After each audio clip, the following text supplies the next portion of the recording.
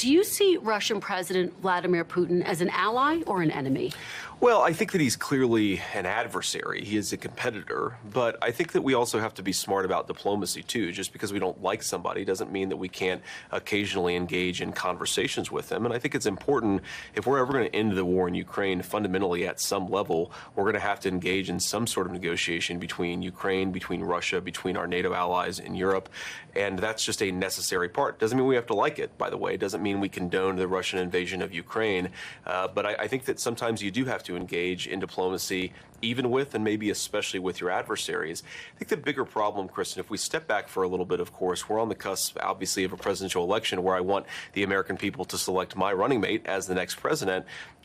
Whether it's the cost of groceries, whether it's the southern border, and importantly, whether it's the chaos all over the world, I think really the theme of this election is that Kamala Harris broke things in the world, in the country, and Donald Trump will fix it. And if we get back to his steady leadership, it's not just going to mean lower grocery prices at home. It's also going to mean a much more stable and peaceful world. When you say that he's an adversary, just to get back to the question, you're not willing to go so far as to call him an enemy. Well, we're not at a war with him, and I don't want to be in a war with Vladimir Putin's Russia.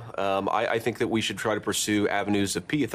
I'd also call China certainly a competitor, but we're not in a war with China either. I do think, though, that China constitutes the biggest threat that we have for the United States of America, and I think that we have to be serious about it. But I think we have to be careful about the language that we use in international diplomacy. We can recognize, obviously, that we have adversarial interests with Russia. We can condemn Russia's invasion of Ukraine, and I have, and of course the president has, but we also need to engage in some smart diplomacy if we're ever going to get out of the mess that Kamala Harris has left us in and get back to a posture of peace. Thanks for watching. Stay updated about breaking news and top stories on the NBC News app or follow us on social media.